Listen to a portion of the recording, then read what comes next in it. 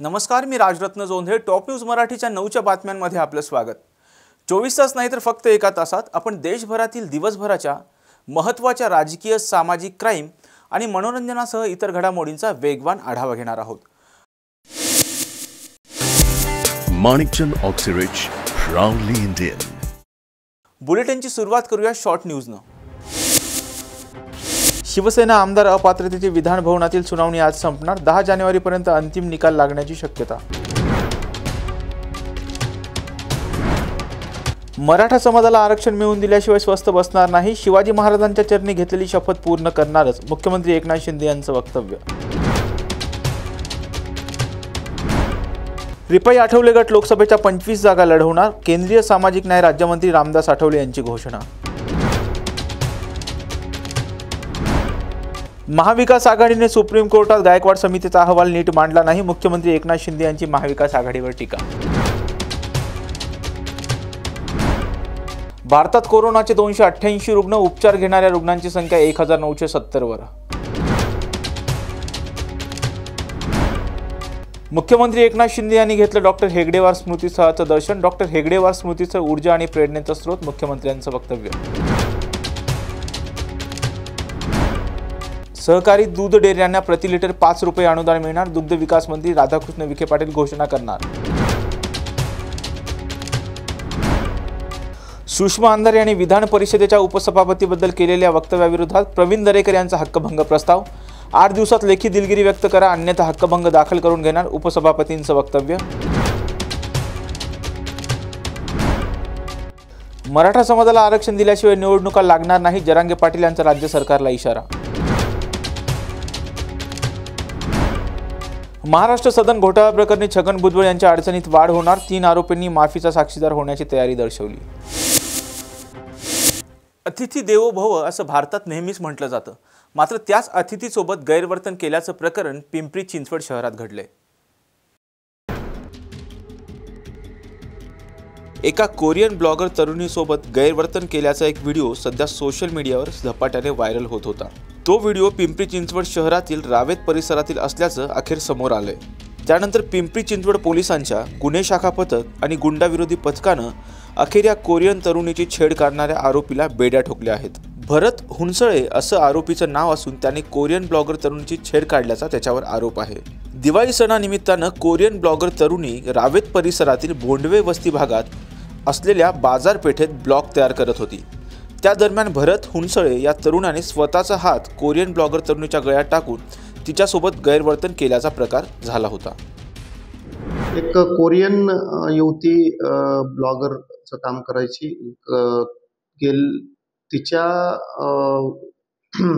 तिला एक बदमाशी केली होती एका व्यक्तीने रावेत परिसरामध्ये, आणि त्याचा व्हिडिओ हा सोशल मीडियावरती व्हायरल झालेला होता. तर तो व्हायरल झालेला व्हिडिओ आम्हाला आजच मिळाला होता सोशल मीडिया थ्रू. आणि जसाही तो व्हिडिओ व्हायरल मिळाला, आमचे police commissioner sir Vinay Kumar Choubey साहेब आहेत, त्यांनी तात्काळ पोलीस स्टेशन आणि क्राईम ब्रँचला निर्देश दिलेले होते की तात्काळ कारवाई करा म्हणून. त्या अन्वये गुन्हा शाखेचे क्राईम ब्रँचचे जे आमचे अँटी गुंडा स्क्वॉड आहे त्यांनी त्याला 2 तासाच्या आतमध्ये तात्काळ ताब्यात घेतलेला आहे आणि त्याच्यावर पुढील कारवाई करण्यात येत आहे. भारतामध्ये जे काही परकीय नागरिक विविध कारणासाठी येत असतात, काही विद्यार्थी असतात, काही टुरिस्ट असतात, काही आपल्या संस्कृतीचा अभ्यास करण्यासाठी येत असतात, आणि अशा परकीय नागरिकांना आपण सहकार्य केलं पाहिजे. त्यांच्या संरक्षणासाठी आपण पुरेपूर प्रयत्न केले पाहिजेत. आणि जर का असं परकीय नागरिकांना कोण त्रास देत असेल, कोणी बदमाशी करीत असेल, तर तात्काळ पोलिसांना कळवलं पाहिजे आणि त्यांना योग्य ती मदत केली पाहिजे. महाराष्ट्राच्या आरोग्य विभागाने यांत्रिक स्वच्छतेसाठी काढलेली एक निविदा रद्द करण्यात आली असतानाच त्याच दरानं वैद्यकीय शिक्षण आणि औषधी द्रव्य विभागाने काढलेल्या निविदेला दिलेली मान्यता रद्द करण्यात यावी, अन्यथा उच्च न्यायालयात दाद मागू असा इशारा आम आदमी पक्षाचे राज्य कार्याध्यक्ष आणि पुणे शहर संघटन मंत्री विजय कुंभार यांनी दिला आहे. काही दिवसांपूर्वी महाराष्ट्र शासनाने म्हणजे आरोग्य विभागाने एक निविदा काढली होती. ती 658 कोटीची होती आणि स्वच्छतेची निविदा होती. म्हणजे हॉस्पिटलचे आतला भाग, बाहेरचा भाग. या निविदेमध्ये स्वच्छतेसाठी प्रति स्क्वेअर मीटर 84 रुपये इतका दर देऊ केला होता आणि मोकळ्या जागेसाठी हा दर 9 रुपये 40 पैसे देऊ केला होता. ह्याला आम्ही आक्षेप घेतल्यानंतर ते टेंडर रद्द झालं. परंतु दुसऱ्या दिवशी वैद्यकीय शिक्षण विभागाने अशाच पद्धतीचं 176 कोटी रुपये वार्षिक खर्च होईल अशा पद्धतीचं टेंडर काढलं. त्याच्यामध्येही 84 रुपये दर देऊ केला होता. जर एक टेंडर रद्द झालेलं आहे, शासनानं रद्द केलेलं आहे, तर दुसऱ्या विभागाने ते टेंडर रद्द करायचं काही कारण नव्हतं. परंतु शासन ठेकेदार चालवतात अशी परिस्थिती असल्यामुळे ते टेंडर काढलं. याच्यामध्ये आम्ही पहिल्यांदा प्रश्न विचारला होता की 84 रुपये आणि 9 रुपये 40 पैसे हा दर आला कुठून. तर त्यांच्या कागदपत्रांमध्ये म्हणजे कालच्या निवेदनाच्या कागदपत्रावरून दिसलं की त्यांनी सार्वजनिक आरोग्याच्याकडून तो रेट घेतला. सार्वजनिक आरोग्याच्या कागदपत्रात असं दिसतंय की 2019ला बीव्हीजीला जी निविदा दिली होती त्यावेळेला हा दर देण्यात आला होता असं त्याच्यामध्ये दिसतंय. पण बीव्हीजीला जी निविदा दिली त्याच्यामध्ये तरी हा रेट आला कुठून याचा कुठेही उल्लेख नाहीये. दुसरी गोष्ट, एवढ्या जास्त दराने निविदा काढणं हे शासनाच्या पैशाचा अपव्यय आहे आणि सगळ्या महाराष्ट्रभर चालू आहे. साधारणपणे परवा जे टेंडर निघालं त्याच्यामध्ये 6,000 कोटी रुपये दिले जाणार होते. कालचं निघालं त्याच्यामध्ये 176 कोटी आणि ते वाढून काहीतरी 2-3 हजार कोटी रुपये होतील. असा हजारो कोटींचा घोटाळा दरवर्षी होतोय आणि याच्याकडे तक्रारी केल्यानंतरही कुणी पाहत नाही. ही फार सिरियस बाब आहे. त्याच्यामुळे आम्ही अशी मागणी केली की हे जे आणि एक याच्यामध्ये दर दिलेला आहे, जळगावचं एक टेंडर आहे त्याच्यामध्ये आम्ही 84ला विरोध करतोय. त्याच्यामध्ये 160 रुपये प्रति स्क्वेअर मीटर एवढा दर देऊ गेलाय. म्हणजे वास्तविक हा दर बांधीव जागेसाठी 4 रुपये आणि मोकळ्या जागेसाठी 50 पैसे ते 2 रुपये इतका असायला पाहिजे. परंतु तो जवळपास 40 ते 80 पट इतका जास्त लावण्यात आलेला आहे. आणि ही सगळी शासनाची लूट आहे. शासकीय अधिकारी आणि मंत्र्यांच्या मदतीने ठेकेदार ही लूट करतायत. ही लूट थांबली पाहिजे. परंतु आम्हाला ज्या पद्धतीने आता टेंडर निघाली त्याच्यावरून शासनाकडून ही लूट थांबवली जाईल असं वाटत नाही. एक टेंडर रद्द झालं की सामान्य माणूस किती लक्ष देणार आहे. एक काल आमच्या लक्षात आलं म्हणून ठीक आहे, नाही तर सामान्य माणसाच्या लक्षात आता 2019ला दिलेले टेंडर आत्ता उघडकीला येते की एवढ्या अवसराच्या सव्वा दराने दिले, त्याचे पैसेही दिले गेले. त्यामुळे ज्यांनी असं केलंय ह्या प्रशासकीय आणि तांत्रिक मान्यता आणि अंतिम मान्यता जे देत आहेत त्या सगळ्यांवर कारवाई झाली पाहिजे. ही जर कारवाई झाली नाही तर आम्हाला हायकोर्टात जाण्याशिवाय दुसरा पर्याय उरणार नाही. आम्ही पक्षाच्या वतीने हायकोर्टात जाऊ आणि तिथे न्याय मागू. थोडा उशीर लागेल व्यक्त करावा. तेवढ्या दुसऱ्या दिवशी पहिलं टेंडर हे आरोग्य विभागाने काढलं होतं, आरोग्य सेवा. दुसरं टेंडर हे वैद्यकीय शिक्षण यांनी काढलं आणि हे टेंडर साधारणपणे 176 कोटी रुपये वर्षाला देण्याचं आहे. त्याची प्रशासकीय मान्यता मिळालेली आहे. त्याला अर्थातच आज मी परत मुख्यमंत्र्यांना पत्र लिहिलेलं आहे की हे सगळं चुकीचं आहे, शासनाच्या तिजोरीची ही लूट आहे. परंतु हा 84 रुपये हा दर आला कुठून. कारण पूर्वी साधारणपणे स्क्वेअर मीटरला म्हणजे स्क्वेअर मीटरवर देत नव्हते. वरोरा शहरातील नंदेरी खुर्द येथून एक दुःखद घटना पुढे आली आहे. वरोरा शहरातील नंदेरी खुर्द येथील गिट्टी खदानीमध्ये मासे पकडण्यासाठी गेले असताना अचानक राखेचा ढिगारा अंगावर कोसळून यात बाप लेकाचा दबून मृत्यू झालाय.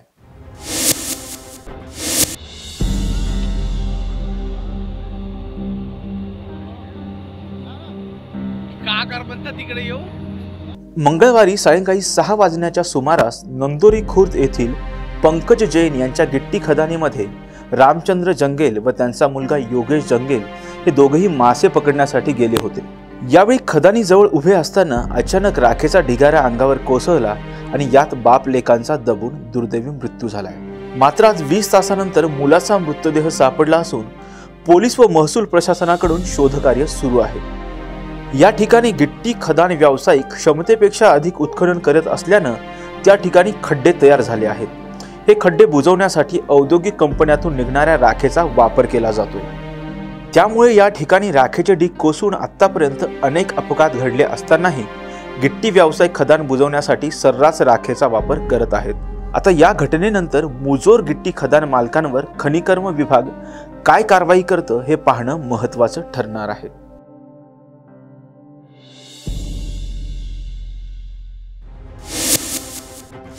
भाजप आमदार देवयानी फरांदे यांनी शिवसेना ठाकरे गटाच्या उपनेत्या सुषमा अंधारे यांच्यावर गल्लीतील नेत्या म्हणून टीका केली होती.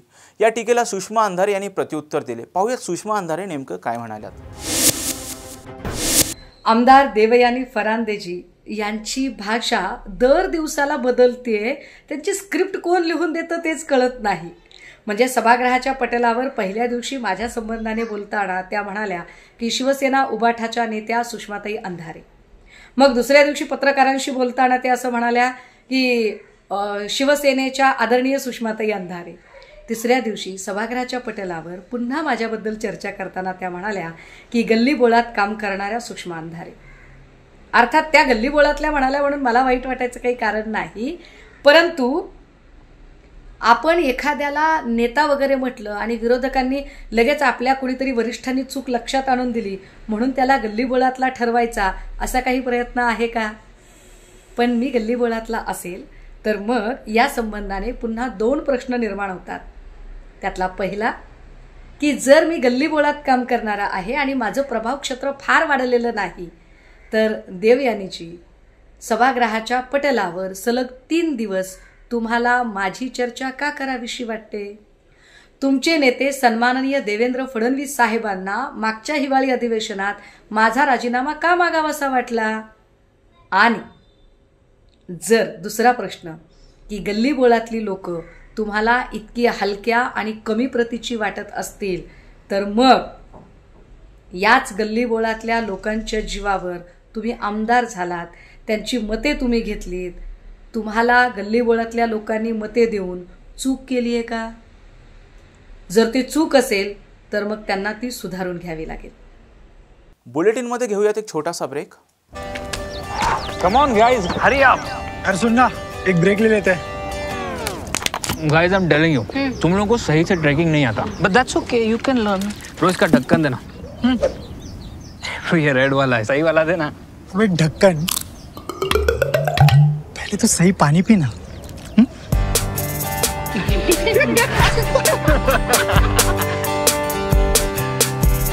Manikchand Oxyrich, proudly Indian. ब्रेकनंतर आपल्या सर्वांचं पुन्हा एकदा स्वागत. महाराष्ट्राच्या हिवाळी अधिवेशनात भाजपाचे आमदार नितेश राणे यांनी शिवसेना उद्धव बाळासाहेब ठाकरे गटाचे नाशिकचे पदाधिकारी सुधाकर बडगुजर यांचा मुंबई बॉम्बस्फोटातील आरोपी सलीम कुत्ता याच्यासोबतचा डान्स करतानाचा फोटो सभागृहात दाखवत ठाकरे गटाच्या पदाधिकाऱ्याची चौकशीची मागणी केली होती.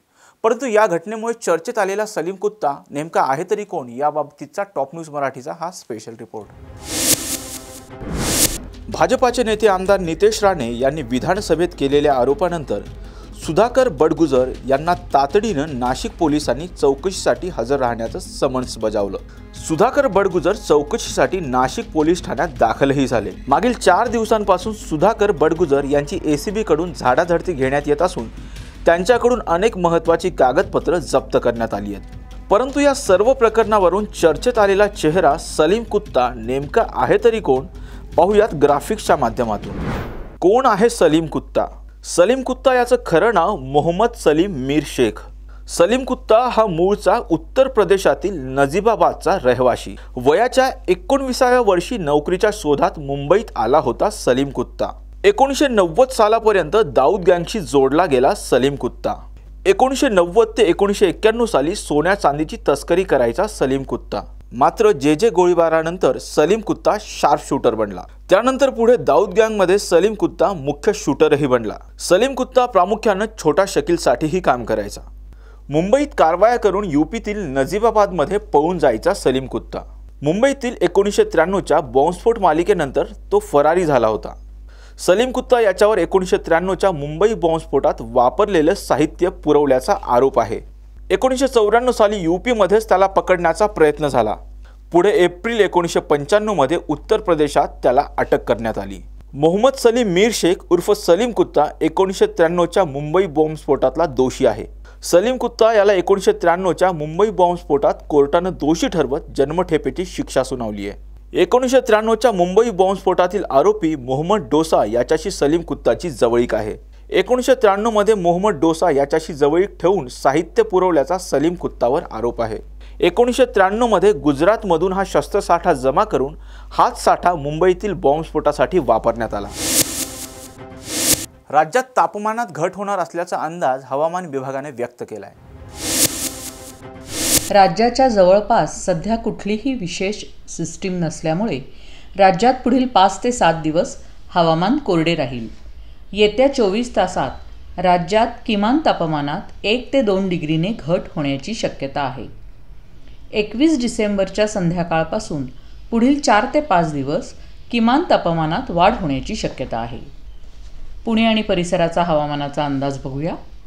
आज आकाश मुख्यतः निरभ्र राहून दुपारी किंवा संध्याकाळी आकाश अधूनमधून ढगाळ होण्याची शक्यता आहे. त्यानंतर मात्र पुढील 5-6 दिवस आकाश मुख्यतः निरभ्र राहील. पुढील 72 तास सकाळी धुके पडण्याची शक्यता आहे.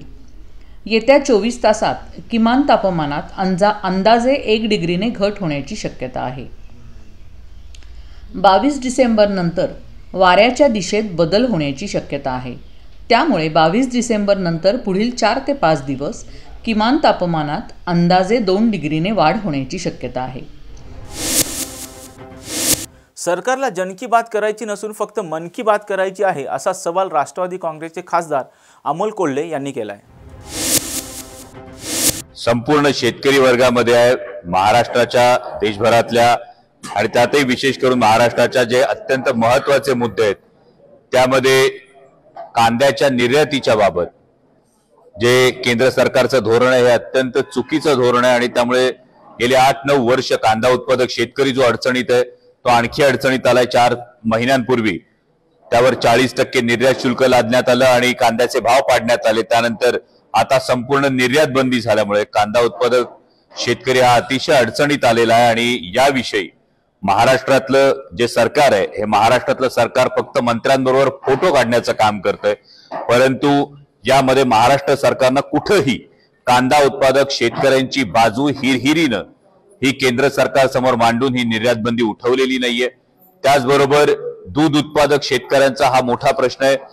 म्हणजे जर कर्नाटक सरकार हे तिथल्या दूध उत्पादकांना 5 रुपये अनुदान देत असेल तर गेल्या 6-7 महिन्यांमध्ये जवळपास 10-11 रुपयांनी हे दुधाचे दर पडलेले आहेत. आणि जर आता कोणी विकासासाठी जात असेल असं म्हटलं तर पुणे जिल्ह्याचं केवळ दुधाचं संकलन हे 26 लाख लिटर आहे आणि जर 26 लाख लिटर जर आपण बघितलं तर या अनुषंगानं दिवसाचं पुणे जिल्ह्यातल्या शेतकऱ्यांचं नुकसान हे 2,60 लाख रुपयांचं दिवसाचं नुकसान आहे आणि जवळपास 78 कोटी रुपयांचं किमान हे महिन्याचं नुकसान हे शेतकऱ्यांचं होतंय. या सगळ्या प्रश्नांवर आवाज उठवणं गरजेचं आहे. त्याचबरोबर जर ताडोबा अभयारण्याच्या दृष्टीनं तिथल्या क्षेत्रांमध्ये दिवसा 3 फेज लाईट आहे तर आपल्याकडे बिबट्याचा हा फार मोठा वावर आहे. कुठं 3.5 वर्षाचा मुलगा हा दगावला जातोय, कुठं 4 वर्षाच्या लेकरावर हल्ला होतोय. रात्रीच्या वेळी पाणी द्यायला लोक जात नाहीत. पण असं असताना गेले वर्षभर ही मागणी आपण करतो आहोत की किमान या बिबट प्रवण क्षेत्रामध्ये दिवसा 3 फेज लाईट या अखंडित पुरवठा करण्यात यावा. या संदर्भातही अजून राज्य सरकार ही कुठली पावलं उचलत नाही आणि या महत्वाच्या मुद्द्यांना घेऊन आपण भव्य शेतकरी आक्रोश मोर्चा हा महाविकास आघाडीचे सगळेच घटक पक्ष, शिवसेना असेल, काँग्रेस असेल, राष्ट्रवादी काँग्रेस पक्ष असेल, हा दिनांक 27 डिसेंबर पासून छत्रपती शिवाजी महाराजांचं जन्मस्थान असलेल्या किल्ले शिवनेरी पासून हा सुरू करतो आहोत. कारण शेतकऱ्यांच्या भाजीच्या देठाला हात लागू देऊ नका ही जी छत्रपती शिवाजी महाराजांची ताकीद होती, या छत्रपती शिवाजी महाराजांच्याच महाराष्ट्रात आज शेतकऱ्यांच्या या प्रश्नांवर कुणाला आस्था आहे का हा फार मोठा प्रश्न सर्वसामान्य शेतकऱ्याच्या मनात निर्माण झाला आणि हा शेतकऱ्यांचा आक्रोश मोर्चा घेऊन दिनांक 30 डिसेंबर रोजी हा जिल्हाधिकारी कार्यालयावर धडकणार आहे. आणि माझी आपणा सर्व माध्यम कर्मींना विनंती आहे की हा शेतकऱ्यांचा प्रश्न, हा शेतकऱ्यांचा विषय हा आपल्या माध्यमातून जास्तीत जास्त लोकांपर्यंत पोहोचवावा. कालही संसदेमध्ये आमच्या नेत्या खासदार सुप्रियाताई सुळे आणि आम्ही दोघेही कांदा निर्यात बंदीविषयी चर्चेची मागणी करत होतो आणि त्याचवेळी सामूहिक मागणी ही संसदेच्या सुरक्षेच्या बाबत होती. परंतु ही मागणी केल्यानंतर आम्हाला दोघांनाही संसदेच्या उर्वरित कामकाजातून हे निलंबित करण्यात आलेलं आहे. आणि खरोखर हा मोठा प्रश्न निर्माण झालेला आहे की सरकारला मग फक्त मन की बात करायची का, त्यांना जन की बात ऐकायची नाहीये का? जर आमच्या कांदा उत्पादक शेतकऱ्याचा प्रश्न जर मांडायचा असेल तर त्याला वारंवार नोटीस देऊन तुम्ही वेळ देत नाही आणि मग तुम्ही या चर्चेची मागणी केल्यावर निलंबन करता. तर या सरकारचं जे शेतकरी विरोधी धोरण आहे, या शेतकरी विरोधी धोरणाचा जो पर्दाफाश आहे हा या शेतकरी आंदोलनात शिवसेना असेल, राष्ट्रवादी काँग्रेस असेल आणि काँग्रेस असेल असे तीनही पक्ष महाविकास आघाडी मिळून हा शेतकरी मोर्चा होणार. कशा पद्धतीचं नियोजन आहे आणि कुठे या मोर्चाचा समारोप होणार आहे, सभा होणार आहे का, सभेला कसं असतं? या संपूर्ण मोर्चाचा रूट हा जुन्नर पासून सुरू होऊन जुन्नर, ओतूर, आळेफाटा, नारायणगाव, मंचर, कळंब, राजगुरुनगर, चाकण करून केंदूर, पाबळ, शिक्रापूर वरून पुढे दौंड तालुक्यामध्ये उतरून बारामती मधून पुन्हा उरोळी कांचन आणि जिल्ह्यात महत्वाचं म्हणजे गेली 55 वर्ष सातत्यानं ज्यांनी शेतकऱ्यांचा आवाज हा उठवलेला आहे. फार महत्वाचा हा मुद्दा आहे की जेव्हा भारतीय जनता पक्षाचे नेते कांद्याचे भाव वाढले की घाईघाईने म्हणजे खाणाऱ्यांना कांदा महाग झाला की कांद्याच्या माळा घेऊन येत होते, त्यावेळी ज्या एक खासदार राज्यसभा आणि लोकसभेत मिळून निलंबन झाले, कारण वेगवेगळे असतील. नेमकं सुप्रिया सुळेंच्या आणि अमोल कोल्हेंच्या निलंबनाचे काय तो सगळा सिक्वेन्स आहे, नेमकं काल सभागृहात काय झालं? काल खरं तर मी आणि खासदार सुप्रियाताई सुळे यांच्याविषयी म्हणजे सुप्रियाताईंचं निलंबन होणं हा एक अत्यंत मोठा चर्चेचा विषय दिल्लीत होता. कारण सातत्यानं 2 वेळा महासंसद रत्न पुरस्कार असेल, सलग 8 वेळा संसद रत्न पुरस्कार असेल, पहिल्या टर्म मध्येच मला 2 वेळा संसद रत्न पुरस्कार मिळाला आणि राष्ट्रवादी काँग्रेस पक्षाची एक संपूर्ण परंपरा आहे आदरणीय शरदचंद्रजी पवार साहेबांनी घालून दिलेली की संसदीय संपूर्ण नियमांचं पालन करून कधीही राष्ट्रवादी काँग्रेस पक्षाचा कोणताही सदस्य हा सभापतींच्या समोरच्या वेलमध्ये सुद्धा जात नाही आणि माननीय पंतप्रधानांनी स्वतः याचा उल्लेख केला. आणि असं असताना जेव्हा शेतकऱ्यांचा प्रश्न मांडण्यासाठी आम्ही आग्रही भूमिका घेतली, कांद्याच्या निर्यात बंदीविषयी चर्चा आम्ही मागितली, त्यानंतर तातडीने निलंबन केलं. कदाचित काल माननीय अध्यक्ष हे निलंबनाच्याच मूडमध्ये होते की काय असा हा प्रश्न पडतो. पण या 141 खासदारांच्या निलंबनामुळे केंद्र सरकारचा एक बुरखा फाटलेला आहे आणि एक फार मोठा प्रश्न जनतेच्या मनात निर्माण झालेला आहे की 2014 साली ज्या माननीय पंतप्रधानांनी संसदेच्या पायऱ्यांवर जे पंतप्रधान नतमस्तक झाले होते, आज त्याच पंतप्रधानांना आणि त्यांच्या सहकाऱ्यांना तुम्ही सदनात या, तुम्ही सभागृहात येऊन निवेदन द्या हे जर सांगावं लागत असेल तर नेमका कोणता चेहरा खरा हा प्रत्येकाच्या मनात प्रश्न निर्माण झालेला आहे. कारण मला आपल्याच माध्यमातून समजलं की काल भारतीय जनता पक्षाच्या कोणत्या तरी जबाबदार नेत्यानं हेही विधान केलं की आम्हाला जे काही सांगायचंय ते आम्ही जनतेसमोर जाऊन सांगू, आम्ही सभागृहात सांगणार नाही. मग हा प्रश्न आणखी गहिरा होतो की ज्या सभागृहाच्या पायऱ्यांवर आपण नतमस्तक होता त्या सभागृहांमध्ये येऊन निवेदन करण्याचं आपलं उत्तरदायित्व आहे हे आपण विसरलात की काय हा जनतेच्या मनात प्रश्न आहे. विरोधक मुक्त करायचे का संसदेला? विरोधक मुक्तच म्हणजे आता 150 खासदार आले, मग आता जवळपास विरोधक मुक्तच झालेली आहे संसद. म्हणजे या पद्धतीनं विरोधकांचा आवाजच नाही. म्हणजे जर आपण 150 खासदार म्हणालात तर यातले राज्यसभेचे खासदार जर आपण सोडलेत तर प्रत्येक लोकसभेचा खासदार हा साधारणतः किमान 20 ते 22 लाख लोकांचं प्रतिनिधित्व करत असतो आणि याचाच अर्थ सरकारला 20 ते 22 लाख गुणिले किमान 100 एवढ्या लोकांचा आवाजच सरकारनं दडपून टाकलेला आहे. त्यामुळे मी जे म्हणतोय की या सरकारला फक्त मन की बात करायची, त्यांना जन की बात ऐकायची नाहीये हे कालच्या त्यांच्या कृतीतून स्पष्ट झालं.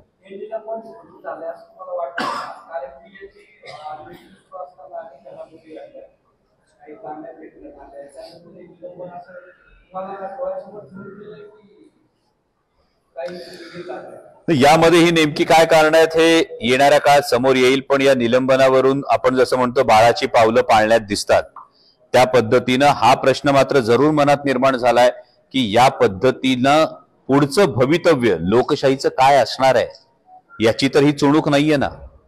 की मग ज्या बातम्या आपल्याला शेजारच्या चीनच्या बाबतीत ऐकायला मिळतात, ज्या बातम्या आपल्याला रशियाच्या बाबतीत ऐकायला मिळतात, त्याच दृष्टीनं त्याच दिशेनं ही आपल्याही लोकशाहीची वाटचाल सत्ताधाऱ्यांना करायची आहे का हा प्रश्न प्रत्येक सुज्ञ माणसाच्या मनात येणार आहे. सर, संसदेत हे सगळं घडत असताना आपल्याकडे चर्चा चालू आहे ती दाऊद इब्राहिमवर झालेल्या विष प्रयोगाची. निवडणुका जवळ आले की हे मुद्दे काढले जातात. पाकिस्तान असेल, दाऊद इब्राहिम असेल असं विरोधकाकडून म्हणणं. दिल्लीत तुम्ही गेले अनेक वर्ष झालं काम करतात, काय नेमकी रणनीती 2024च्या अनुषंगाने चालू आहे असं तुम्हाला वाटतं? या मुद्द्यांमध्ये जर आपण बारकाईने जर विचार केला तर मागच्या संपूर्ण अधिवेशनामध्ये सुद्धा म्हणजे ज्या संसद भवनामधल्या सुरक्षेमध्ये त्रुटी राहिली, त्या संसद भवनाचा जो उद्घाटनाचा समारंभ झाला हा आपण सगळ्यांनी पाहिला, त्यासाठी केवळ स्पेशल अधिवेशन बोलावण्यात आलं. या स्पेशल अधिवेशनचा नेमका काय अजेंडा असणार याविषयी चर्चा होत असताना एक पोस्ट डेटेड चेक सरकारने दिला महिला आरक्षणाचा. म्हणजे जे महिला आरक्षणाचं विधेयक आहे हे विधेयक माझ्या माता भगिनींना आत्ता जो अधिकार द्यायला हवा तो मात्र जर तरवर अनेक गोष्टी आहेत, जनगणना होणार, डिलिमिटेशन होणार आणि त्यानंतर हे मिळणार, या पलीकडे त्यातून काही घडलं नाही. आणि आता सुद्धा जेव्हा तुम्ही म्हणताय की वेगवेगळे विषय चर्चेत आणून मागचं अधिवेशन असेल, आत्ता सुरू असलेलं अधिवेशन असेल, सर्वसामान्यांना भेडसावणाऱ्या बेरोजगारीच्या प्रश्नाविषयी चर्चा होत नाही, सर्वसामान्यांना भेडसावणाऱ्या महागाईच्या प्रश्नांविषयी चर्चा होत नाही, कुठेही सरकारच्या अकाउंटेबिलिटी विषयी चर्चा होत नाही. म्हणजे आपल्या सगळ्यांच्या माध्यमातून G20 जे समिट झाली याचं संपूर्ण प्रक्षेपण सगळ्यांनी समोर गेलं. देशाचं नाव जगात मोठं होतं याविषयी कुणाच्याही मनात आकस असण्याचं कारण नाही, परंतु सर्वसामान्य करदात्याचं आणि सर्वसामान्य जनतेचं हे म्हणणं आहे की हा जनतेचा पैसा इतका मोठ्या प्रमाणावर जर आपण खर्च करता आहात तर या खर्चाचा नेमका हिशोब काय आहे आणि याचा देशाला नेमका काय फायदा होतोय. मग यामुळे अशा किती आपल्या देशाचं नाव जगात उंच झालं तर अशा किती देशांनी ही इन्व्हेस्टमेंट आपल्या देशात आणण्याची तयारी दाखवली. माझ्या शेतकऱ्यांसाठी हे मार्केट मिळालं की या कुठल्याच प्रश्नांवर चर्चा न करता आपण जसे म्हणालात तसे वेगळेच मुद्दे काहीतरी चर्चेत आणायचे आणि त्या निवडणुकीच्या तोंडावर हे मुद्दे चर्चेत आणायची ही पॉलिसी, ही चर्चा दिल्लीत आहे.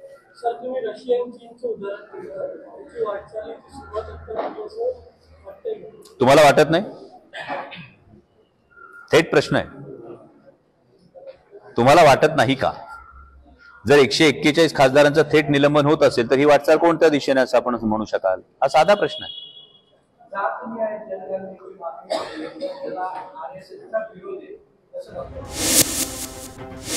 वंचित बहुजन आघाडीचे अध्यक्ष प्रकाश आंबेडकर यांनी आज पत्रकार परिषद घेत माध्यमांशी संवाद साधलाय. पाहुयात प्रकाश आंबेडकर नेमकं काय म्हणालेत. मनुस्मृतीचं असणारं दहन केलं होतं आणि विषमतावादी व्यवस्था आणि मनुची असणारी व्यवस्था जी हिंदू धर्म आणि इतर धर्मामध्ये सुद्धा शिरकाव करून तिथेही जाती प्रथा आणि विषमतावादी व्यवस्था निर्माण करत होती, त्याचा बदल झाला पाहिजे म्हणून असणारा त्या व्यवस्थेचा त्यांनी अंत केला आणि संविधानामार्फत एक नवीन सामाजिक व्यवस्था या देशातल्या संतांच्या म्हणजे चार्वकापासून बुद्धापर्यंत, महावीरापर्यंत, त्याच्यानंतर गुरु नानक, कबीर, रविदास, एकनाथ, जनाबाई, तुकाराम आणि नामदेव संत यांच्यापर्यंत जी समतावादी व्यवस्था होती, व्यक्तिवादी व्यवस्था होती, त्याच्या आधारित असणारा राज्यघटना ही स्थापन केली आणि ह्या नव्या व्यवस्थेचा पुरस्कार झाला पाहिजे असा मी त्या ठिकाणी मानतोय. काँग्रेस पार्टी असेल किंवा इथला असणारा भारतीय जनता पक्ष असेल, अनेक राजकीय संघटना आहेत, आर्य समाज असेल किंवा RSS असेल, या सगळ्यांनी सामाजिक दृष्टिकोनातून इन्क्लुझिव्ह सोसायटी म्हणजे सहभाग असणारी सोसायटी निर्माण करण्याची जबाबदारी जी घटनेने दिली होती किंवा इथल्या राज्यव्यवस्थेने स्वतःवरती घेतली होती, ती व्यवस्था आजपर्यंत निर्माण करू शकले नाही. काही जण भारत जोडो यात्रा असं काढतात आणि काही जण इथे असताना अँटी मुस्लिम स्टँड घेऊन त्या ठिकाणी एकत्र येण्याचा प्रयत्न करतात. पण या दोन्ही याच्यामध्ये कोणाला नाही कोणाला तरी वगळल्या जाते. दलितांना तरी वगळल्या जाते, आदिवासींना तरी वगळल्या जाते, OBCना वगळल्या जाते किंवा धार्मिक वेगवेगळे आहेत, ख्रिश्चन आहेत, त्याच्यानंतर मुस्लिम आहेत, यांना वगळल्या जाते अशी असणारी परिस्थिती आहे. त्याच्यामुळे सामाजिक दृष्टिकोनातून इन्क्लुझिव्ह सोसायटी आणि त्याच्याच बरोबर एक देशाच्या पातळीवरती असणारा इन्क्लुझिव्हनेस हा जो निर्माण केला पाहिजे तो निर्माण होताना या ठिकाणी दिसत नाही, तर उलट द्वेष भावना आणि त्याच्याच बरोबर जाती जातीमध्ये विभक्तपणा पुन्हा कसा येईल याच दृष्टीने प्रयत्न त्या ठिकाणी केला जातोय. या सगळ्या संकल्पनेच्या विरोधात असणारं वंचित बहुजन आघाडीने नागपूरला कस्तुरजन पार्क वरती जाहीर स्त्री मुक्ती दिन स्थापन साजरा हा आम्ही त्या ठिकाणी परिषद म्हणून करणार आहोत. आणि इन्क्लुझिव्ह सोसायटी काय काय असणार, सामाजिक पातळीवरती आणि राष्ट्रीय पातळीवरती सुद्धा याचा एक आराखडा आम्ही त्या ठिकाणी मांडणार आहोत.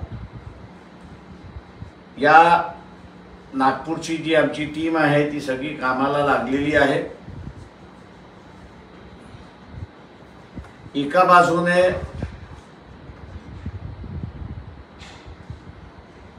ज्याला म्हणता येईल की एकमेकांविरोधाचा द्वेष आणि नॉन ट्रस्ट अशी असणारी सिच्युएशन जी निर्माण केल्या जात आहे, त्याच्या विरोधामध्ये आम्ही असणारा विश्वास आणि ट्रस्ट या दोन गोष्टी निर्माण करण्याच्या असणाऱ्या पाठीमागे आहोत. आणि त्याच दृष्टीने हा असणारा आम्ही कार्यक्रम नागपूरला 25 तारखेला त्या ठिकाणी आयोजित केलेला आहे. आम्ही सर्व जनतेला असं अपील करतोय की त्यांनी 25च्या परिषदेला मोठ्या प्रमाणात त्या ठिकाणी हजर राहून आपली उपस्थिती दाखवा. माझं निवेदन संपलं.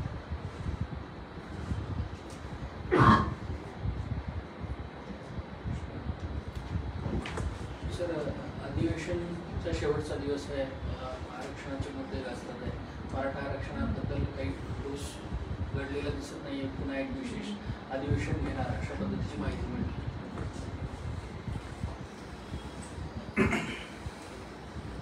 आज वर्तमानपत्रामध्ये मी तेच वाचले की स्पेशल अधिवेशन घेतलं जाईल आणि त्या स्पेशल अधिवेशनमध्ये आम्ही असारा मराठा समाजाच्या संदर्भात आरक्षणाचा विषय मांडू असं म्हटलेलं आहे. मी मागेही म्हटलं होतं, शासनाने खरेपणाने सांगितलं तर मला वाटतं लोक ऐकतील. खोटेपणा हा जर सरकारचा चालत राहिला तर कुठेतरी उद्रेक होण्याची शक्यता आहे.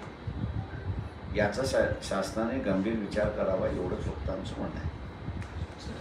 तुम्ही मागे असं म्हणाल की आरक्षणा मराठा विरुद्ध ओबीसी, धनगर विरुद्ध आदिवासी अशा पद्धतीचा जो संघर्ष पाहायला मिळतो, त्यावरती आपल्याकडे कायदेशीर काहीतरी उपाययोजना पण आपण सांगणार आहे काय? ते मी कायदेशीर असं नाही, मी असं म्हणालो होतो की मराठा समाजाचं आरक्षण कशा पद्धतीने देता येईल याचा एक फॉर्म्युला आहे की जो आम्ही सत्तेवरती आलो तर आम्ही मांडू असं त्या ठिकाणी म्हटलेलं आहे. आत्ता हे जे जाती जातीमधला असणारा संघर्ष जो लावण्याचा प्रकार चाललेला आहे, आम्ही तिथेच म्हणतोय की तुम्ही एक्सक्लुझिव्हनेस समाजामधलं जे आहे ते वाढवत त्या ठिकाणी जात आहे आणि त्याच्यामुळे विश्वास हा कमी होत चाललाय अशी परिस्थिती आहे. हा विश्वास एकदा तुटत गेला तर मग पुढे काय हा सगळ्यात महत्त्वाचा आहे. आरागच एवढंच फक्त त्या ठिकाणी राहतं आणि म्हणून आम्ही म्हटलंय की ही परिषद आमची पूर्णपणे जी आहे ती विभक्तपणाच्या ऐवजी एकत्रित आपण कसं राहिलं पाहिजे, एकत्रित कसं आपण हे केलं पाहिजे या दृष्टीने आम्ही असताना ही परिषद त्या ठिकाणी घेतो. सर, काल इंडिया अलायन्सची बैठक जी आहे ती पुन्हा दिल्लीत पार पडली आणि पुन्हा एकदा वंचित बहुजन आघाडीची चर्चा जी आहे समोर आलेली. काय क्लिअरिफिकेशन झाले आहेत का आता सगळ्या गोष्टी? तुम्ही सामील होणार आहात, तुम्ही ठाकरे गटासोबत आहात, पण तुम्ही ओव्हरऑल इंडिया आघाडीसोबत जाणार आहात?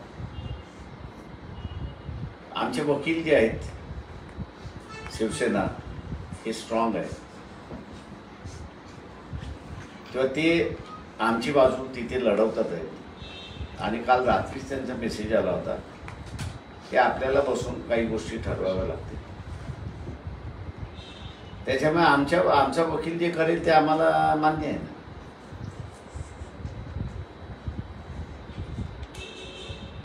असंही म्हटलं जातं की मतांचं विभाजन होईल आणि त्यामुळे भाजपला सत्ता मिळण्याची शक्यता आहे, त्यामुळे तुम्ही मी असं म्हणेन की 2019 विधानसभा जी निवडणूक आहे, या विधानसभेच्या निवडणुकीमध्ये सगळे वेगवेगळे लढले. त्याच्यापैकी सिंगल लार्जेस्ट पार्टी ही भारतीय जनता पक्षाची आहे. त्याच्यामुळे असणाऱ्या मतविभक्त झाली की बीजेपीला फायदा होतो, हे माझ्या दृष्टीने असणारं म्हणणं चुकीचं आहे. कारण का एक इलेक्शन फेस करून आपण बघितलेलं आहे. उलट त्या इलेक्शनमध्ये असणारा बीजेपीचाच फार मोठं नुकसान झालं असं मी त्या ठिकाणी मानतोय. त्याच्यामुळे आपल्यासमोर ती असणारं एक उदाहरण असताना विभक्त लढणं म्हणजे बीजेपीला मदत करणं किंवा एकत्र लढणं म्हणजे बीजेपीला हरवणं, ही जी थिअरी आहे, ही थिअरी काही टिकत नाही असं मला वाटतं त्या ठिकाणी. सर, संसदेत खासदारांचं निलंबन 140च्या वरती आकडा गेला खासदारांचा. काँग्रेसचे प्रदेशाध्यक्ष नाना पटोले यांनी आज पत्रकार परिषद घेत भाजपावर निशाणा साधलाय. पाहुयात नाना पटोले नेमकं काय म्हणाले. समजा काच जसं एक कुणबी आहे आणि त्याला आपण मराठा, मग तिकडे त्याचे आजोबा पण मराठा असेल तर ती कास्ट बनू शकत नाही. तशा याच्यावर गुन्हा दाखल केला जाईल, हे काल माननीय मुख्यमंत्र्यांनी पण आपल्या भाषणामध्ये विधानसभेत सांगितलेलं आहे. त्यामुळे जरांगे पाटील काय मागणी करते हा विषय आज नाही. मूळ प्रश्न आहे की आरक्षणाच्या प्रश्नामध्ये जी भूमिका काँग्रेसने घेतली, आम्ही पण काल ती विधानसभेत मांडली की जातीनिहाय जनगणना हाच आरक्षणाचा एक पर्याय आहे. पण भाजपचं मूळ असलेलं संघ त्यांनी कालच जातीनिहाय जनगणनेचा विरोध केला.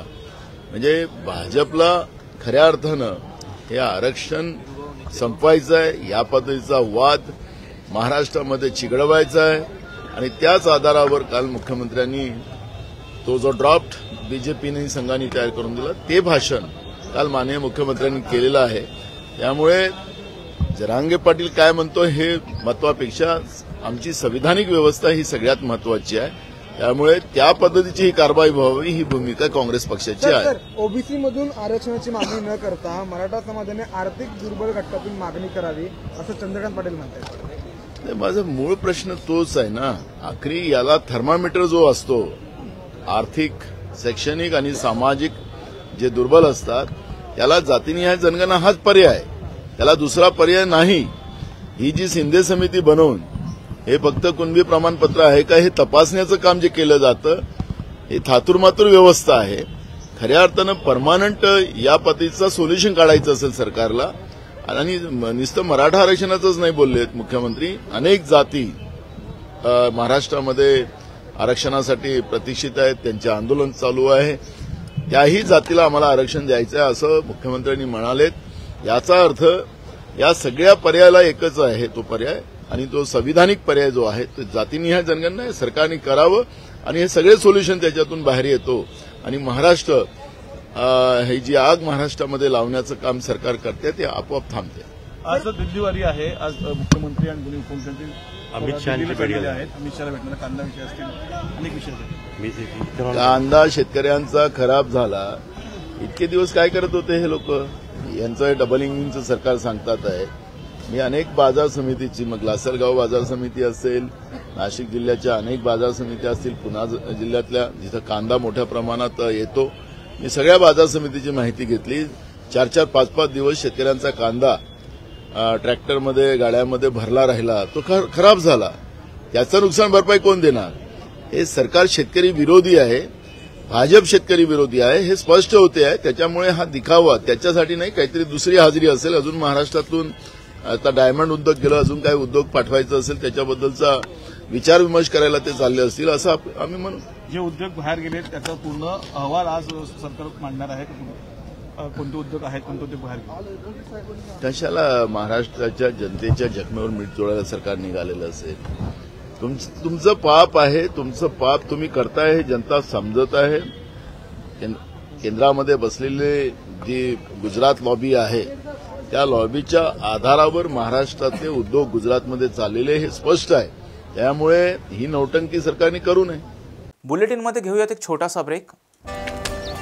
कम ऑन गाइस, हरी अप. अरे सुन ना, एक ब्रेक ले लेते हैं. Guys I am telling you, तुम लोगों को सही से ट्रैकिंग नहीं आता, but that's okay, you can learn. रोज का ढक्कन देना. ये रेड वाला है, सही वाला देना. अबे ढक्कन, पहले तो सही पानी पीना.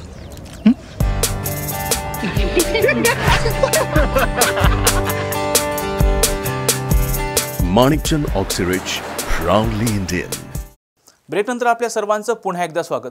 नुकतंच उदयनराजे भोसले यांनी पंतप्रधान नरेंद्र मोदी यांची भेट घेत मराठा आरक्षण प्रश्नी चर्चा केली आहे. याबाबतीचा टॉप न्यूज मराठीचा हा स्पेशल रिपोर्ट. नमस्कार, मी संकेत देशपांडे. टॉप न्यूज मराठी चॅनलमध्ये आपलं स्वागत.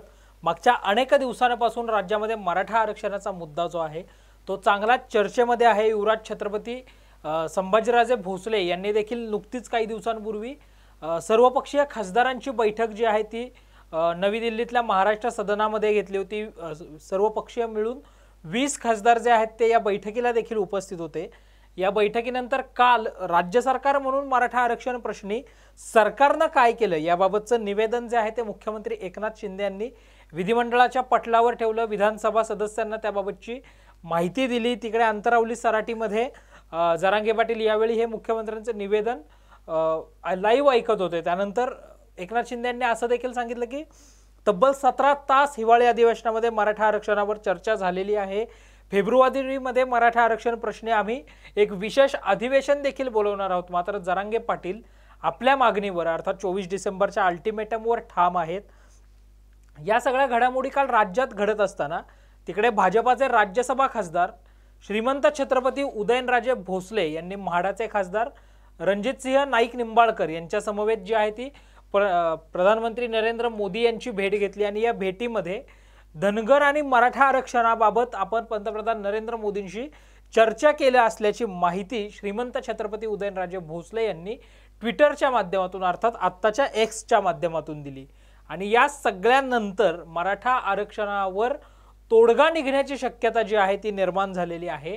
आणि याच विषयावरचा आजचा आपला चर्चेतला मुद्दा आहे की मराठा आरक्षणावर तोडगा निघणार. श्रीमंत छत्रपती उदयनराजे भोसले यांनी पंतप्रधान नरेंद्र मोदी यांच्याबरोबर काय चर्चा केली, या भेटीमध्ये नेमकं काय घडलं. राजरत्न, सुरुवातीला काल मुख्यमंत्री एकनाथ शिंदे यांनी विधिमंडळाला 1 तास 10 मिनिटं 57 सेकंद निवेदन केलं. हे निवेदन करत असताना म्हणजे शिंदे फडणवीस सरकार सत्तेत आल्यापासून मराठा आरक्षणासाठी काय केलं इथपासून ते मागचं सरकार न्यायालयीन प्रक्रियेला कसं कमी पडलं हे देखील मुख्यमंत्री एकनाथ शिंदे यांनी सांगितलं. त्यानंतर काल उदयनराजेंनी पंतप्रधान नरेंद्र मोदींची भेट घेतली. एकंदरीत मराठा आरक्षणाबाबत सरकार दरबारी काय हालचाली सुरू आहेत? सध्या आपण बघितलं संकेत की ज्या प्रकारे मनोज जरांगे पाटील यांचं आंदोलन आधी अंतरावली सराटीमध्ये झालं, त्यानंतर आंदोलनकर्त्यांवरती लाठीचार्ज झाला, त्यानंतर या आंदोलनाने जे आहे ते हिंसक स्वरूप घेतलं होतं. परंतु सरकारने त्यामध्ये हस्तक्षेप करत मनोज जरांगे पाटील यांना आंदोलन मागे घेण्याची विनंती केली होती.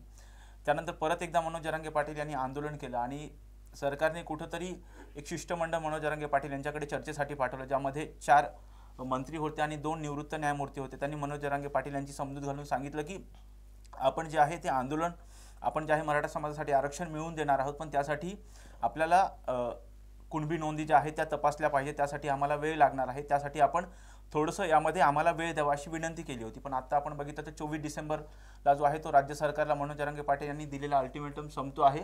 आणि त्याच अनुषंगाने आता सध्या जे राज्यामध्ये हिवाळी अधिवेशन चालू आहे त्यामुळे एका बाजूला मनोज जरांगे पाटील ह्या जाहीर सभांमधून सांगतात की आम्हाला 24 डिसेंबरपर्यंत आरक्षण द्या, अन्यथा आम्ही मुंबईच्या वेशीवरती जाऊन आर्थिक नाड्या बंद करू, असं त्यांनी सरकारला आव्हान दिलं होतं. त्या अनुषंगाने जे आहे मनोज जरांगे पाटील यांनी मागे एक प्रेस कॉन्फरन्समध्ये सांगितलं की सरकारने आमच्यासोबत 17 डिसेंबरपर्यंत चर्चा करावी, अन्यथा चर्चेचे जे दरवाजे आहेत ते सरकारसाठी कायमचे बंद होतील. त्याच अनुषंगाने 17 तारखेला म्हणजे 16 तारखेला आपले हे असतील संदीपान भुमरे असतील आणि गिरीश महाजन यांनी मनोज जरांगे पाटील यांची जी आहे गॅलेक्सी रुग्णालयामध्ये जाऊन भेट घेतली आणि संपूर्ण सरकारने काय कारवाई केली याचा पूर्ण तपशील जो आहे तो मनोज जरांगे पाटील यांच्या पुढे ठेवला. आणि त्याच अनुषंगाने त्यांनी विनंती केली होती की आम्हाला तुम्ही वेळ द्या.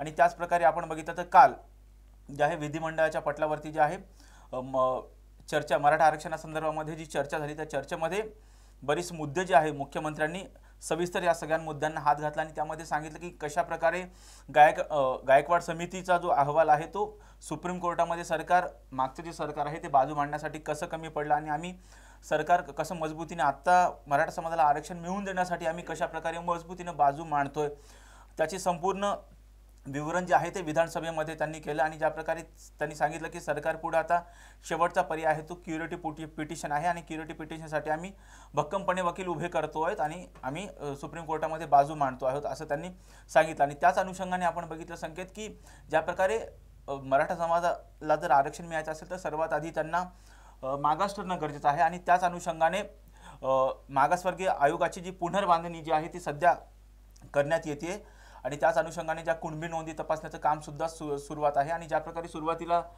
संकेत आपण बघतो की संदीप शिंदे समिती नेमली होती. संदीप शिंदे समितीचं आधीचं कार्यक्षेत्र हे मराठवाडा होतं कारण मराठवाडा हा जो भाग आहे तो निजाम सरकारमध्ये होता, निजाम संस्थानामध्ये होता आणि त्यावेळी मराठा समाजाच्या नोंदी या निजाम दस्तावेजामध्ये कुणबी अशा नोंदवल्या गेल्या आणि त्याच अनुषंगाने मनोज जरांगे पाटील यांची मागणी होती की आम्हाला कुणबी नोंदींच्या आधारावरती मराठा समाजाचा ओबीसीमध्ये समावेश करून त्यांना आरक्षण देण्यात यावं. आणि त्यानंतर मनोज जरांगे पाटील यांनी परत मागणीमध्ये थोडासा बदल करत त्यांनी सांगितलं की संपूर्ण महाराष्ट्रातल्या कुणबी नोंदी तपासण्यात याव्यात आणि सरसकट मराठा समाजाला कुणबी जातीचं प्रमाणपत्र देऊन आरक्षण देण्यात यावं आणि तशी त्यांची ती जी मागणी आहे ती राज्य सरकारने मान्य केली आणि संदीप शिंदे समितीचं जे कार्यक्षेत्र आहे ते संपूर्ण महाराष्ट्रामध्ये करण्यात आलं होतं संकेत. आणि त्याच अनुषंगाने आज आपण बघितलं की ह्या एका बाजूला ह्या प्रक्रिया चालत आहेत, एका बाजूला क्युरेटिव्ह पिटिशनवरती प्रक्रिया चालते, दुसऱ्या बाजूला राज्य मागासवर्ग आयोग जे आहे ते त्यांच्या बाजूनं इम्पेरिकल डेटा गोळा करण्याचं काम करते, तर तिसऱ्या बाजूला संदीप शिंदे समिती जी आहे महाराष्ट्रभर कुणबी नोंदी तपासण्याचं काम करते. आणि त्याच चौथ्या बाजूला जे आहे संकेत की काल जे आपण बघितलं की महाराष्ट्र सदनामध्ये छत्रपती संभाजी राजे यांनी महाराष्ट्रातील खासदारांची बैठक बोलावली होती आणि त्या बैठकीमध्ये सर्वपक्षीय खासदारांमधले 20 खासदार जे आहे ते उपस्थित होते आणि त्यांनी कशा प्रकारे संसदेमध्ये आपण मराठा समाजाला आरक्षण मिळावं यासाठी बाजू मांडली पाहिजे यासाठी याच्यामध्ये जी चर्चा झाली. पण आज आपण बघितलं तर उदयनराजे भोसले असतील आणि माढ्याचे खासदार असतील यांनी संयुक्तपणे जे आहे नरेंद्र मोदी यांची भेट घेऊन धनगर आरक्षणावरती आणि मराठा आरक्षणावरती तोडगा काढावा यासाठी पंतप्रधानांनी हस्तक्षेप करावा अशी मागणी केलेली आहे. कारण ज्या प्रकारे आपण बघतो की संकेत की आरोपाच्या फेऱ्या ज्या झडत आहेत की सत्ताधाऱ्यांमध्ये असतील आणि विरोधकांमध्ये असतील की सत्ताधारी विरोधक म्हणतात की राज्य सरकारने आरक्षण द्यावं, पण ह्याच वेळी हीच जेव्हा सत्तेत होती तेव्हा ते सांगत होते की आरक्षण देण्याचा अधिकार जो आहे तो केंद्र सरकारला आहे. आणि त्याच अनुषंगाने आपण बघतोय की आज उदयनराजे भोसले यांनी जी भेट घेतली आहे या भेटीला नक्कीच महत्त्व आहे संकेत. राजरत्न, तू ज्या मुद्द्याला हात घातलास, जर आपण पाहिलं तर 102वी घटना दुरुस्ती असेल किंवा 105वी घटना दुरुस्ती असेल, ह्या दोन्ही घटना दुरुस्त्या हे स्पष्टपणे सांगतात की आरक्षणाचा अधिकार हा आता राज्य सरकारच्या अखत्यारीत येत नाही, तो केंद्र सरकारच्या अखत्यारीत येतो. त्यामुळं केंद्रानं स्पेशल असेंब्ली सेशन जे आहे ते बोलवावं, विशेष अधिवेशन बोलवून आरक्षणाचे जे प्रश्न देशभर चालू आहेत त्याबाबत तोडगा काढावा. म्हणजे महाराष्ट्रात मराठा धनगर आरक्षणाचा मुद्दा असेल किंवा ओबीसी आरक्षणाचा मुद्दा असेल, आदिवासी समाजाच्या आरक्षणाचा मुद्दा असेल, तिकडे गुजरातमध्ये जाट समाजाच्या आरक्षणाचा मुद्दा असेल, बिहारमध्ये देखील आरक्षणाचा विषय निघाला होता. मात्र बिहार सरकारने राज्याच्या पातळीवर आरक्षणाची मर्यादा जी आहे ती देखील वाढवली आहे. राजरत्न, या सगळ्याबरोबर आता केंद्राची भूमिका जी आहे, केंद्र सरकारची भूमिका जी आहे ती निर्णायक या सगळ्यामध्ये ठरणार आहेच, काय सांगशील? नक्कीच, कारण संकेत आरक्षण देण्याचे जे अधिकार आहे सध्या जे आहेत ते केंद्र सरकारकडे आहेत, आपण बघितलं होतं. पण त्याच अनुषंगाने ज्या प्रकारे आपण बघतो की EWSचं जे आरक्षण होतं ते केंद्र सरकारने दिलं होतं आणि त्यासुद्धा आरक्षणाला सुप्रीम कोर्टामध्ये जे आहे चॅलेंज करण्यात आलं होतं, पण सुप्रीम कोर्टाने हे जे आरक्षण आहे ते वैध ठरवलं आणि आता संपूर्ण राज्यामध्ये बघतोय की EWSच्या अंडर म्हणजे विकर सेक्शन जो आहे त्याला 10% आरक्षण दिलेलं आहे आणि ते आरक्षण आहे. त्याच अनुषंगाने ज्या प्रकारे आता तू सांगितलं संकेत, हरियाणामध्ये जे जाट समुदायाचं आंदोलन होतं किंवा गुजरातमध्ये पटेलांचं आंदोलन होतं, अगदी त्याच धर्तीवरती महाराष्ट्रामध्ये मराठा समाजाचं आरक्षण आहे.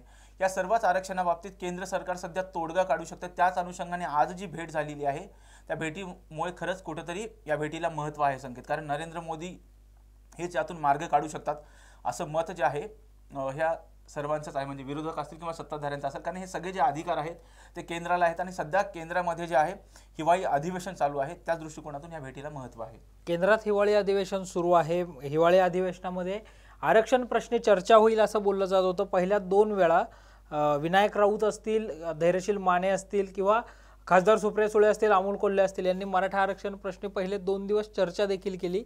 नंतर 13 डिसेंबरपर्यंत मराठा आरक्षणावर कोणतीच चर्चा होऊ शकली नव्हती किंवा आरक्षणावर चर्चा होऊ शकली नव्हती. त्यानंतर 13 डिसेंबरला संसदेमध्ये घुसखोरी झाली आणि त्यानंतर चर्चेचा पूर्ण ट्रॅक जो आहे तोच बदलून गेल्याचं आपल्याला पाहायला मिळालं.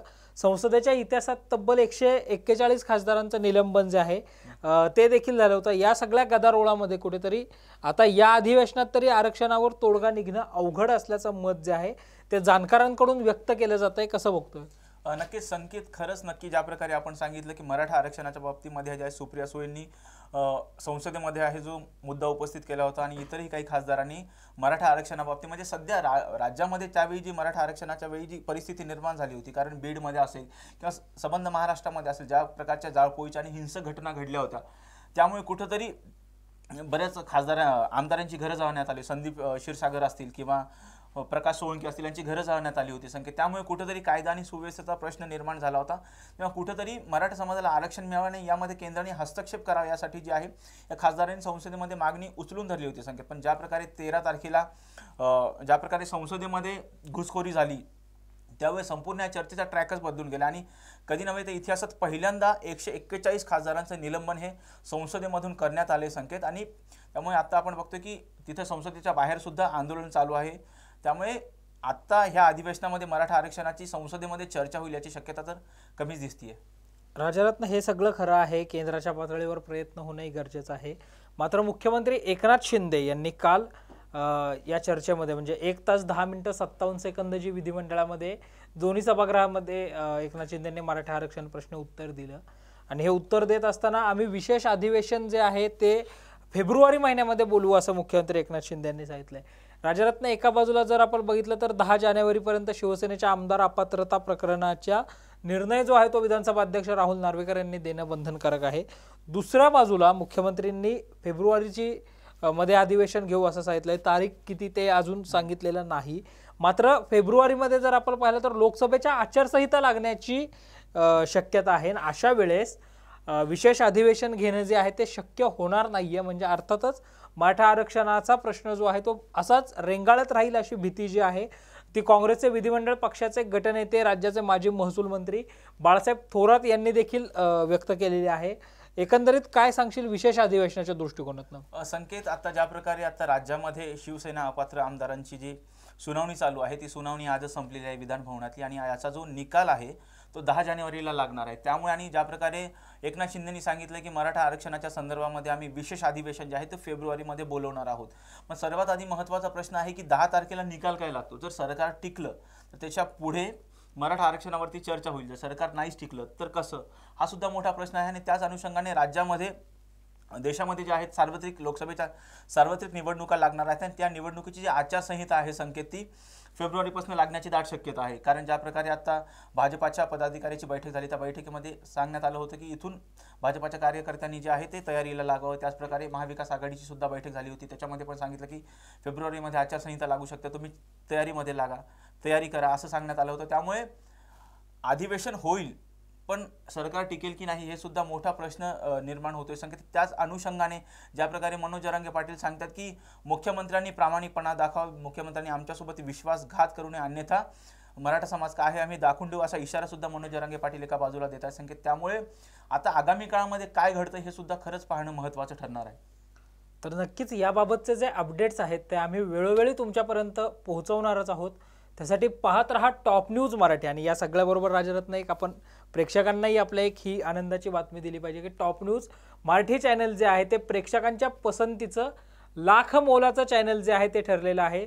जिओ TV केबल नेटवर्कवर 24 तास प्रसारित होणारं पुण्याचं नंबर 1 चॅनल म्हणून टॉप न्यूज मराठीकडे पाहिलं जातं. आणि हे टॉप न्यूज मराठी जे आहे ते आता जिओ TVच्या प्लॅटफॉर्मवरही 24 तास उपलब्ध असणार आहे. अशाच ताज्या आणि महत्त्वपूर्ण बातम्या पाहण्यासाठी टॉप न्यूज मराठीचं जे यूट्यूब फेसबुक चॅनल आहे ते देखील लाईक शेअर सबस्क्राईब करायला विसरू नका.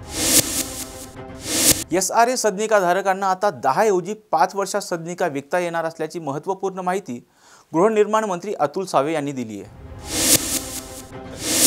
आज आमच्या सरकारने मुंबईचे जे SRAचे प्रोजेक्ट चालतात आणि त्यामध्ये झोपडपट्टी धारकांना जो सदनिका मिळतात त्याच्यावरचा एक मोठा निर्णय घेतलेला आहे. सरकारने पूर्वी जो 3E मध्ये 10 वर्ष झोपडपट्टी धारकाला सदनिका मिळाल्यावर ती विकता येत नव्हती, पण आम्ही आज त्याच्यामध्ये सुधारणा करून झोपडपट्टी धारकाला सदनिकाच्या मालकाला 5 वर्षानंतर तो विकता येईल असं ही सुधारणा केलेली आहे, जेणेकरून मुंबईचे जवळजवळ 2.5 लाख लोकांना ज्यांचे सदनिका आहेत त्याच्यामध्ये हा बदल झाल्यामुळे त्यांना त्याच्यामध्ये निर्णय घेता येईल, विकता येईल.